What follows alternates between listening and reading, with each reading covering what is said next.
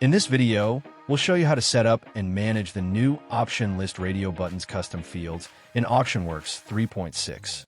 Let's see how to set up the new custom field type called Option List Radio Buttons, which allows sellers to choose specific values while creating an event. To do this, go to the Admin Control panel, Events, Event Custom Fields, and create a custom field named Payment Type.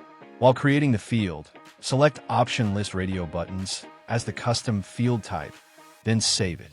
After saving, a link will appear to add options to this field. Click the link and enter the options you want to provide. This custom field will now appear under the Additional Details section on both the Create Event and Edit Event pages. Sellers will be able to select one value from the list defined by the admin. Once saved, the selected custom field value will be displayed on the Event Details page.